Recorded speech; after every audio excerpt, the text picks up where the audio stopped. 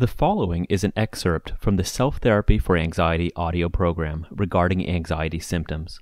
The audio is intended to be used in conjunction with our other free Self-Therapy for Anxiety videos, or you may listen to the complete audio program for free at www.selftherapy.org. The information you're about to hear should be considered as part of a general approach to self-development only, and not as a tailored therapy, means of diagnosis, or replacement for medical advice. With that disclaimer in mind, let's get started. In the most basic sense, anxiety usually occurs as a result of ongoing stress, worry, or just general negative expectations. All of these are kind of the same thing, fear of some real or imagined negative possibilities.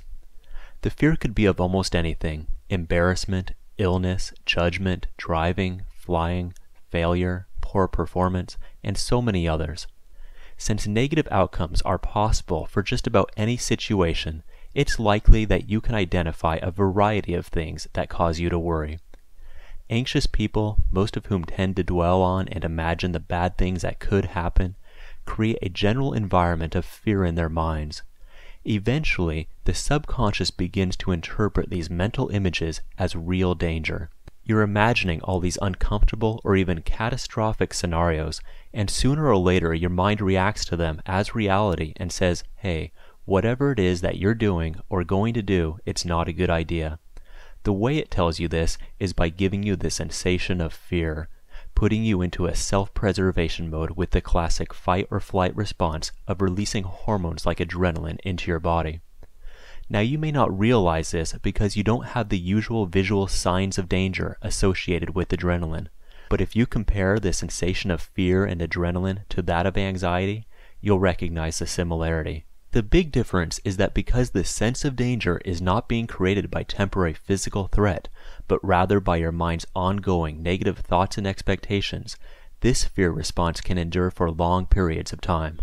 Symptoms of anxiety may start with an elevated heart rate and general sense of uneasiness or nervousness, but over time can branch out into a wide variety of things: headaches, racing heart, insomnia, sweaty palms, muscle fatigue, indigestion, diarrhea, dizziness, lightheadedness, chest pain, and many more.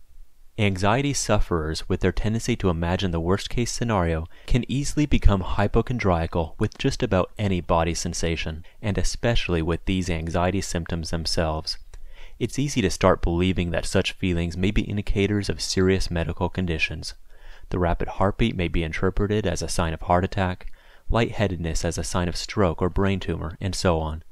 You should definitely see a doctor to rule out physical causes, but know that all of these symptoms are also very commonly the result of ongoing anxiety. There are some other eventual manifestations of anxiety that I'd like to mention because of their severe impact on the person experiencing them. These are panic disorder, unreality, agoraphobia, and depression.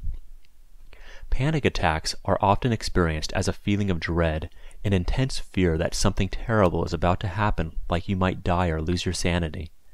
These experiences can be extremely frightening, especially since they can occur at any time and anywhere. Maybe driving in your car, standing in line, lying in bed, or just watching TV. What's happening during a panic episode is that worries and fears lingering in your mind are interpreted as real danger by the subconscious, which in turn releases adrenaline into your body to help you deal with the threat. Since with anxiety the adrenaline can come to the surface at any time without any visual danger present, these feelings may not make any sense to you. Not seeing actual danger with your own eyes, you may not recognize the adrenaline burst for what it is, which can make the sensation a frightening experience. As a result, you may become fearful of the adrenaline itself. That additional fear causes the adrenaline to increase further, which in turn just escalates your fear again. As these two feed each other, a full panic attack occurs. You may feel like you're losing your mind or that your heart is about to explode. A panic attack is not going to hurt you or cause you to go crazy, but it can feel like dying 1,000 deaths when you're having these episodes regularly. Once you've experienced the terror of a first panic attack, it's likely that you'll become more sensitive to the symptoms that preceded it. A slight malaise or stress may get you fearful that another attack is coming on, And ironically, it's that very fear that can get the adrenaline flowing and start the cycle all over again. As with other anxiety symptoms, an excellent first step to recovery from panic is to know that what you're experiencing is a normal reaction to persistent worry and fear. Think of a time when you were really frightened, maybe when watching a scary movie or after nearly getting in an accident. Now remember what types of sensations you had at that time. Maybe a rapid heartbeat and adrenaline? Did you get fearful of those feelings? No, because you knew they were normal. In fact, if you're having trouble remembering what you felt, it's probably because you didn't even think about it since the sensations were nothing out of the ordinary for the situation. Another frequently disturbing result of anxiety is a sensation of unreality. If you sometimes feel a bit spacey, disconnected, or as if your body and your environment are somehow unreal, know that this is an extremely normal sensation resulting from the introversion that anxiety cultivates. Anxious people tend to become so preoccupied with worrisome thoughts, body sensations, and adverse emotions that most of their awareness is directed within. You're simply so focused on your inner world that the outer begins to take on an air of unrealness. The typical anxious response to this symptom is to become fearful that you're going crazy, losing your mind. But there is a vast difference between the simple sensation of unreality caused by anxiety and true insanity. With time, many anxious people create for themselves a condition known as agoraphobia. Often defined as fear of open spaces, agoraphobia in a more practical sense is fear of your anxiety symptoms themselves, or a kind of fear of fear. This results in the avoidance of doing many activities because of the uncomfortable feelings associated with them. Do you avoid interacting with people or attending events because of your nervousness, dread work or school because of the symptoms you experience there? These are, in a broad sense, types of agoraphobia. Now, you don't have to label yourself an agoraphobic. This is the most common type of phobia there is, and anyone who tries to avoid discomfort, which is probably everyone, could be said to have a bit of agoraphobia. But if you've sought out a program like this, you've probably reached a point where your body sensations are so uncomfortable or frightening that your whole day is filled with activities that you either avoid or would like to avoid and feel awkward performing. Since there are so many tasks and interactions that cause discomfort, anxious people have a tendency to eventually start avoiding more and more of those everyday activities, and some may have a hard time even leaving their homes. Their fear is of the feelings and body sensations that they may experience while away from their safety zone. The blanket of fear that anxiety creates can prevent enjoyment of the present moment, create a cycle of worry and inaction, and eventually may lead to a mild depression. This type of depression can make life seem empty and undesirable. I remember many times when I imagined the possibility of suicide.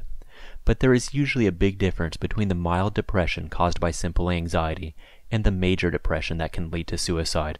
An anxious person might imagine suicide, but will probably be just as afraid of dying as they are of their emotional state, and not have an intention of really carrying it out. However, if you are not feeling afraid of suicide, if you're experiencing real hopelessness, or if you are considering methods of suicide or feeling comforted by the thought, then you should seek help from a mental health professional. Speak to your doctor, check your phone book for suicide hotlines, or call 911 for a referral.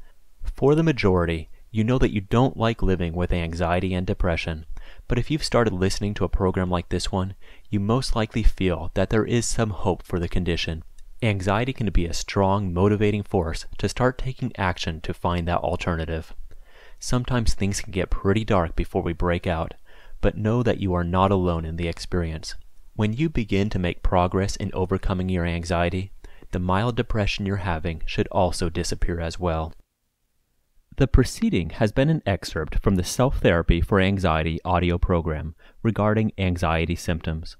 The audio is intended to be used in conjunction with our other free Self-Therapy for Anxiety videos, or you may listen to the complete audio program for free at www.selftherapy.org.